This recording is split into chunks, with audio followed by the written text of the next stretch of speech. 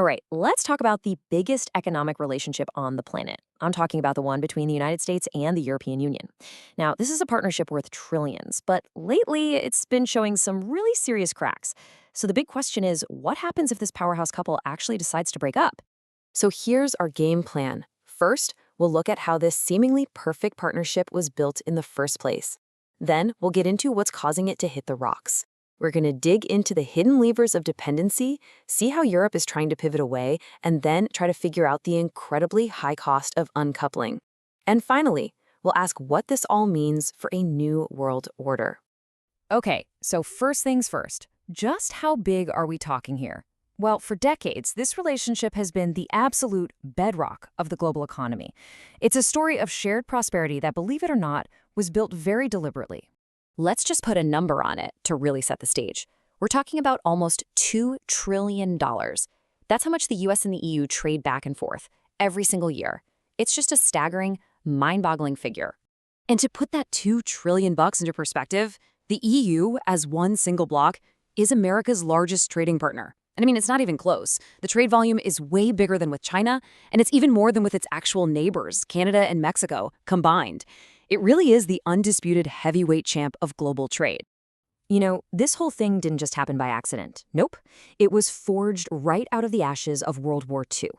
Think about the Marshall Plan. The US poured money into rebuilding Europe, which kicked off decades of incredible growth.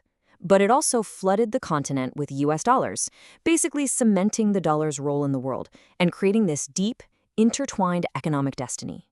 But, you know, like any long-term relationship, this one's hit a real rough patch. You've got all this new political rhetoric, tariffs flying around, and a new America First mindset that's creating some serious fractures in a bond that's been solid for over 70 years. So where is all this tension coming from? Well, a lot of it boils down to one very specific story. If you only look at physical stuff, you know, the German cars, the heavy machinery, it looks like Europe is selling way more to the US than the other way around. And that creates a trade deficit for the US, which makes for a really juicy political headline. But, and this is a huge but, that's only half the picture. It's the part the headlines always seem to miss.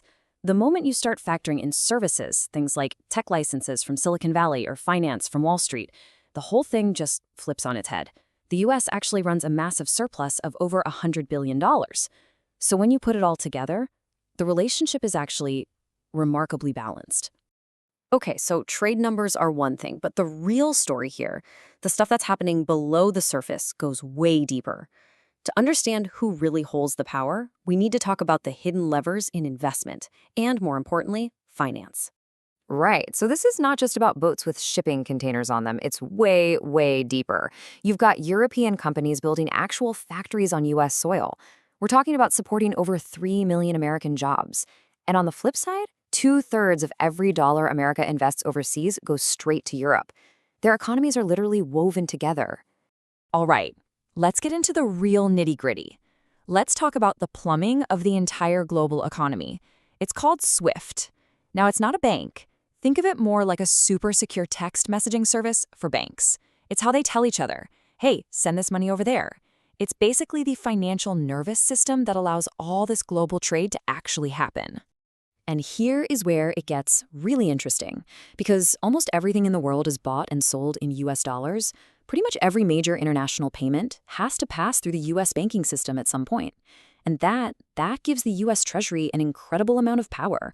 They can basically flip a switch and cut an entire country or company off from the global financial system. And if you're Europe, man, that is a profoundly uncomfortable dependency. So you can imagine Europe's had a massive wake-up call. They've looked at this situation, they've looked at a US that's become a bit unpredictable, and they've decided, okay, we need a plan B. They're now actively trying to de-risk their economy and forge a more independent path forward. And listen, this isn't just some fringe idea. This is coming from the very top. The head of the European Commission herself, Ursula von der Leyen, has basically said this isn't just an option, it's a necessity. Europe's leadership sees this as absolutely essential for their future. And they're not just talking about it, they're doing it. They're striking new trade deals in Latin America. They're exploring alliances in the Pacific. They're pouring money into their own AI and payment systems.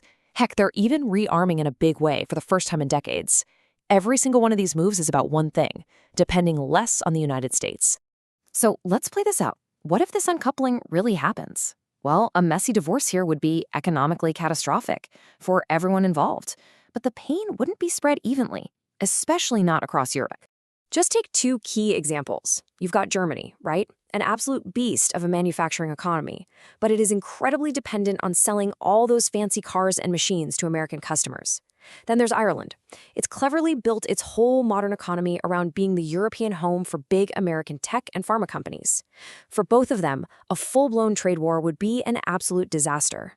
So it all comes down to this, right? Who needs who more? And, well, it's complicated, but if you look at how the world is set up right now, the US seems to have more leverage. Sure, the US needs Europe for specialized machinery and pharma, but Europe's economy is just fundamentally more reliant on access to that giant American consumer market, the dollar-based financial system, and the entire American tech stack. All right, let's take a step back and look at the real big picture, because this isn't really just about tariffs or trade deficits anymore. What we're witnessing is a fundamental shift, away from that old idea of globalization and toward a new world of competing, consolidated power blocks. And if you want a perfect, real-world cautionary tale of how risky this new world is, just look at the UK. They chose to go it alone, leaving the EU at the exact moment the world started to favor big teams. Now they're out there trying to make deals one-on-one in a world of giants, and they're finding out pretty quickly that they're the junior partner in just about every negotiation. Now, look, things can change. Politics is a pendulum. A different U.S. administration could absolutely come in and try to smooth things over. But in a way, the die has been cast. Europe has been forced to look its vulnerability right in the face, and that's a bell you just can't unring. They are never going back to simply assuming their powerful friend across the ocean will always have their back.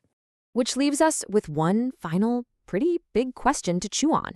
As the world reorganizes itself into these massive teams, is true independence even possible anymore for any nation or even any bloc? Or is everyone, including Europe, just trading one form of dependency for another in this brave new world?